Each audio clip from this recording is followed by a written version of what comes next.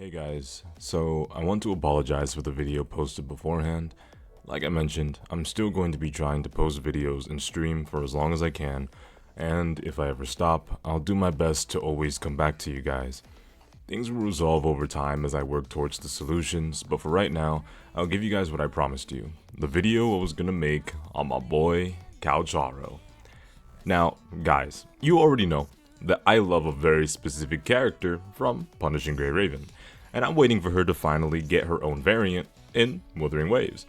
Vera lovers, Roland lovers, Luna lovers, and Lucia lovers especially are eating good with the variants they got in Wuthering Waves. But what about us alpha lovers? Now, of course, one could argue that because of the existence of Lucia, we alpha lovers are already one step closer to winning, but I need her to become playable now. Almost all of the people subscribed to this channel know what I'm all about and knows what launched my shoe gang movement as far as it's gotten. And so I sit here waiting and patiently withholding all of my Asterites that I've been acquiring over the lifespan of the game. And I've just been skipping and skipping and skipping. I've skipped characters like Jian, Jinji, Yinlin, Chongli, and I will continue to skip no matter what. The only wishes that I have been doing is wishes on the standard weapon banner. I haven't been using my standard pulls for the tutorial wish, as you can actually exit the tutorial deadlock just like in Punishing Grey Raven. I have no amount of wishes whatsoever built on any banner except for the standard weapon banner. None of my event pulls have been used, none of my event character pulls have been used. I'm going to continuously skip character after character after character until the character I want, no, the character I need to be in Wuthering Waves finally arrives. You know what I'm saying?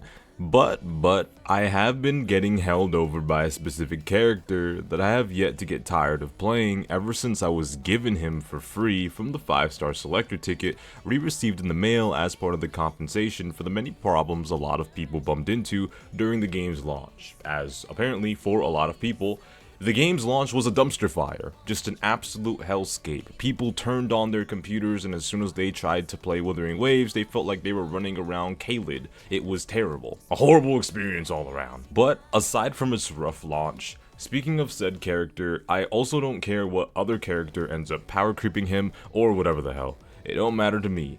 Deadass, I'ma keep it real. No pure fiction here. None of the other characters I've seen coming out so far is cooler than my main man Calcharo. There's a variety of reasons why I love this long white-haired motherfucker, and it's rare nowadays for me to like a male character more than the majority of the female roster.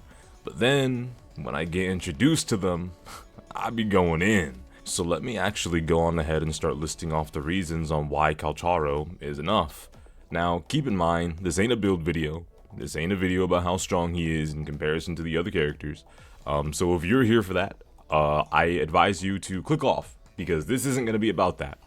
See, yesterday on stream, I exposed to my stream the fact that I do not build my characters sufficiently, or try to make them as strong as possible, as I know if I make my characters too strong, I won't be able to enjoy the game nearly as much as I do now. And let's just say some people in my chat, they didn't like that, but they respected it. And that's all I could ask for, right?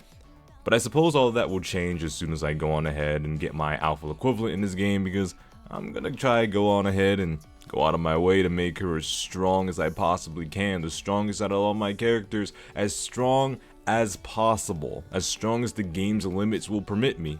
All grinding will go into making her stats bigger. All forms of assets required will only be towards trying to make her better. Every time I spend my wave plates, it's going to be to make sure that I get the best echoes, and the best upgrades, and the materials I need to max out everything in her talent tree. Once I get this character, there will no longer be any reason for me to pull any other characters anymore in Wuthering Waves unless they're giving a character to me for free. All standard pulls I receive will strictly go into the standard weapon banner as always. As for the rest of the time being, I'm probably going to be the only F2P weapon standard banner account publicly in all of Wuthering Waves. Though, like I mentioned before, that shit's gonna change when that alpha equivalent comes out. I'm dropping $100 on her banner, no cap. Now, I'm sure you guys could probably hear my dog in the background, so he's also going to be a part of the video yet again. Anyways, let's get back to Calcharo. So, why is Calcharo enough for me? Well, let me go ahead and start by breaking it down for you in individual parts, because Calcharo is a beautiful amalgamation of characters I love from all across gaming media. So, let's start off with my homie's looks. Calcharo gotta be one of the most handsome male characters I have seen in Wuthering Waves. No Elton John, I'ma keep it a $150. He's rocking that long white hair, reminded me of Sephiroth up in this piece. Looking like homie about to come out the cut saying, "You cannot escape from me, Cloud." Head ass motherfucker. That ain't even a diss to Sephiroth either. Sephiroth is one of the greatest antagonists to ever grace this earth, forever intertwined with the ex-soldier gone mercenary Cloud. But the white hair in itself, just the white hair, also reminds me of another certain someone. But we gonna get to him in a minute. Now, I'm not gonna lie, this drip is absolutely fire. When I first saw Calcharo, aka Kakarot, you dog, I was like, damn, bro is dripped out the wazoo. Ain't no way bro is looking this fresh. Bro pulled up to the function ready to be one of the best looking characters to grace early day Wuthering Waves. As for his voice, I can't really speak on bro's English voice too much, and I don't know his English VA, as I don't like playing Wuthering Waves in English, as my favorite JP voice actresses are responsible for voicing some of my favorite characters.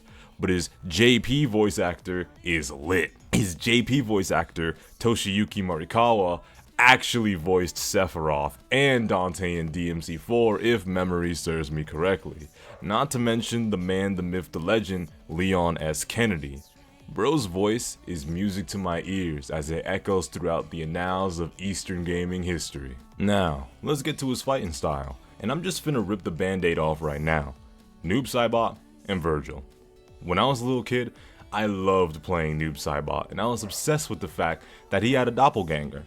And of course, it was also during that time that I was obsessed with Pure Darkness powers because, as we all know, I love black holes, as both those and stars are some of my all-time favorite things to exist, if I'm being quite honest. Seeing that Noob Saibot's clone seemed like it almost had a mind of its own was also another thing I really loved. And so when I saw Virgil from the Devil May Cry series using a doppelganger in his double trigger that also appeared to have a difference in personality from Virgil, ooh boy, I was absolutely eating it up.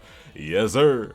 And yes, I also know that Virgil's doppelganger is only acting the way Virgil would if he was a bit of a happier half demon, let's just say that. And thus, seeing that Calcharo is literally just double trigger Virgil 24/7, I had to make sure that I snatched him up when the free selector was given out.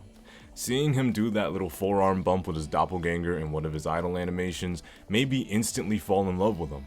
Hell, he actually makes me want to at least make him one of my strongest until Alpha gets released. Playing him feels so fun too. I could just throw on DMC3 music and actually just beat up things as Calcharo for a little bit. I wish I could just use the other team members essentially as QTE bots like in PGR, but I know that there's a game mode where I can already do that, and well, it is a fun game mode, I'm gonna be honest. Look, in conclusion, all I'm trying to say is that Calcharo is more than enough to hold me over until Alpha comes out. I ain't got no one else that's worth pulling, don't care about pulling buffers, healers, amplifiers, none of that. I just care about her. I don't care how easy or how hard the game gets, I'm just gonna be vibing the entire time with Alpha. But I won't lie and say that I'm not grateful that the free 5-star selector ticket let me have Calcharo, because as much as I love Yang Yang, she ain't cool enough to hold me over for potentially months to a year. But Calcharo, I could keep waiting as long as I'm using him. Yes sir, that'll be easy as hell. But anyways, I wanted to thank you guys for all the support that you've given me. This channel of mine, this channel of ours, it's grown, man. Slow and steady wins the race, right? Hopefully I could be that YouTuber that just gets thrown on to help cheer someone's day up, or whatever the case. Things that I like to do with my favorite YouTubers, but other than that, I want you all to take care, and like always, peace, peace.